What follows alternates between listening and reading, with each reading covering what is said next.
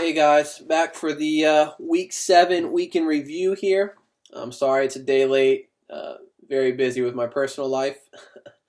To start, I have myself versus Dalton.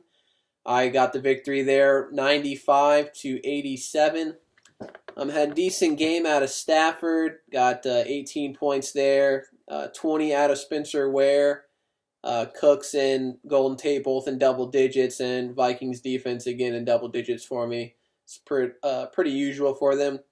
Not much going on my bench. Lots of duds there for the most part. Dalton's team, he had 5 players in double figures. 14 or basically 15 out of Phillip Rivers, 14 out of Ingram, 17 out of Gore, 15 out of Antonio Brown. He did have 12 out of his kicker. For the most part, everybody else struggled. He did have a good bit of points on the bench, which if he would have made some lineup changes there, would have gotten him the victory. He had Rashad Jennings on the bench with 12. Would have been very nice to have him in the flex. Would have got him the win. Michael Thomas with 18. Devontae Adams with 32. So, maybe some poor lineup decisions there cost him the victory this week. And clearly, I'm happy for that because I finally got a win. Well, I guess I've been winning, but it's been not the best season for me. Moving on, we have Phillip versus Dakota. Phillip won this one 142-115. Looks like Phillip had Aaron Rodgers with 24. Jeremy Hill had a huge game with 26 points. Big game out of Julio Jones and Mike Evans, each over 20. And then he did get 13 out of the defense. Did have Latavius Murray on the bench with 19 points. Obviously didn't make a difference, but could have increased the score by about 18 if you threw him in there over Terrence West, who got him a one-pointer there. Dakota's team, Matt Ryan struggled a little bit, which is kind of surprising given the fact that they're playing the Chargers, who aren't the best, and he was at home. He only put up 14 points. Did have a big game out of Blunt with 26 and A.J. Green with 27. Did catch that kind of fluky or lucky Hail Mary catch, but he is a stud. Did get 14 out of Quincy Enunwa. -5 points out of the Bills' defense. That kind of hurts some. And then he did get 17 points out of the kicker, which is nice. Did have 3 players on bye, and then the other 2 players on his bench were injured for the week. So it was a tough week for him there. Moving on, we have Joseph versus Shane. Looks like Shane won this one 149-111. On Joseph's team, he had Tyrod Taylor with 24 points. Jacquizz Rodgers with 17, Crabtree with 20, 17 out of Gronk, and then basically 18 out of Montgomery. But he got 0 points out of Robert Woods. He basically had 1 point out of Matt Jones. And then 3 points out of Stephon Diggs. So that's where some struggles came in there. He decided to have Matt Forte on the bench, and he put up 27 points. Not really sure why he had him on the bench there. Also had the other Washington running back on his bench with 15. So looking at Shane's team, Shane had 7 players in double digits this week. Alex Smith had 17, David Johnson 21, Le'Veon Bell 20. As we can see, David Johnson, Le'Veon Bell, in my opinion, are the number 1 and number 2 running back in fantasy, and the fact that he has both of them on his team is going to make his team likely be able to compete week in and week out, despite some of his other roster flaws that may be. Because in my opinion, he's pretty weak at receiver. Although he did have 23 out of T.Y. Hilton, had basically 18 out of Tavon Austin, 14 out of Tevin Coleman, 20 out of the Giants defense. He does have Dante Moncrief on the bench, who will be coming back from injury, I believe, this week. Also had Greg Olsen on bye, who, besides Gronk, could be the second best tight end in fantasy. Next up, we have Ray Sr. versus George. Ray Sr. got the victory there, 137 61. George started off hot on the year. He was 3-0, but he has lost the past 4 games as his team begins to suck, for lack of better words. Ray Sr. had Kirk Cousins with 22, Devontae Freeman with 13, C.J. Anderson with 17. Now C.J. Anderson's going to be out for not sure how many weeks. I believe he tore his meniscus. So that waiver wire pickup I did of Devontae Booker the other day is looking pretty nice right now. He did have Emmanuel Sanders at 11, Tyrell Williams was 18, Vernon Davis with 11, Isaiah Crowell with 15. He got 25 out of the Eagles defense, so huge day out of them there.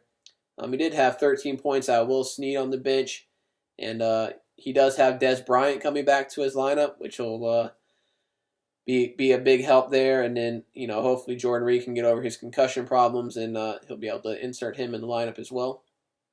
Looking over at George's team, he had Marcus Mariota with 17. Looks like he had Eddie Lacy in his lineup, who was marked injured for the week. I'm not sure if he didn't have time to get on there and make the change there, but we do have to pay attention to that there. A lot of single-digit efforts on his squad.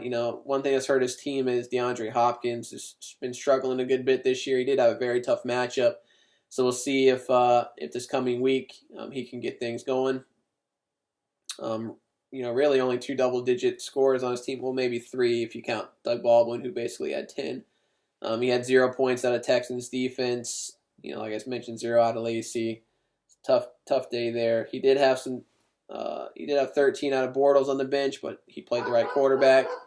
And did have Brandon LaFell with 16 on the bench, which would have benefited him along with the Bears defense, which had 9 and would have given him the increase there.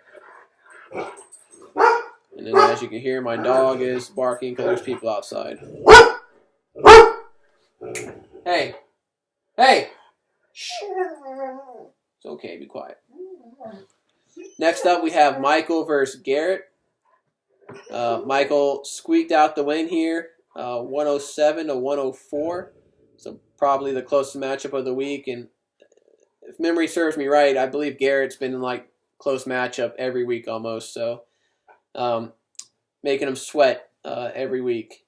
Looking at Michael's team, Andrew Luck had a huge game with 28. He did decide to roll with LaShawn McCoy, who was kind of questionable for the game.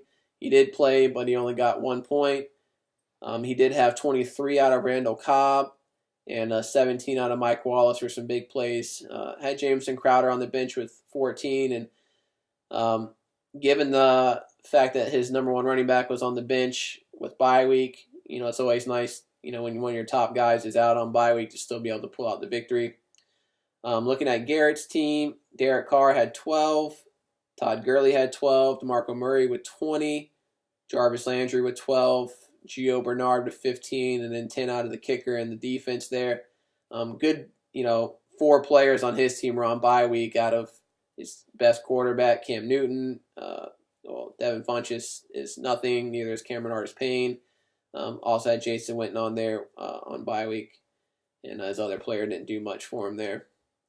Then the last matchup we have here is Ray Lego versus David. And David was able to get the victory here, 137 to 106. On Ray's team, he had Tom Brady with 18, James White with 10, Demaryius Thomas 13, 12 out of Fitzgerald, 11 out of Marvin Jones, 17 out of the Ravens defense. Drew Brees did outscore Tom Brady this week. Drew Brees had 25 points on his bench. So when you have 2 studs like that, you're always going to struggle who to play, and unfortunately played the wrong guy this week, but it didn't kill his chance of victory because he still would have lost regardless because the game wasn't as too close in margin there. Looking at David's team, he had Eli at quarterback, got him 8 points. His big plays were Melvin Gordon with 33 and Jay Ajayi with 28. Also had 18 out of Delaney Walker and 14 out of the kicker. Not much going on his bench there. Sammy Watkins on IR. Doug Martin didn't play this week. but he's hopeful to come back soon, so we'll see how that goes. So that covers all the matchups this week. I know we are heading into week 8, so we're about to the halfway point of the fantasy season. I believe it'll be about 5 more weeks, and we'll be starting the playoffs. So best of luck to everybody. One thing I want to mention is I have received the $20 fee for the league from majority of the members. I'm still pending to get payment from Shane, David, and George. I'll mention it in the messages, and I'll message each of you guys directly as well to see about getting that payment in. Obviously, a couple of you guys are kind of sitting in the middle. David, I know he's down near the bottom, but you never know what can happen.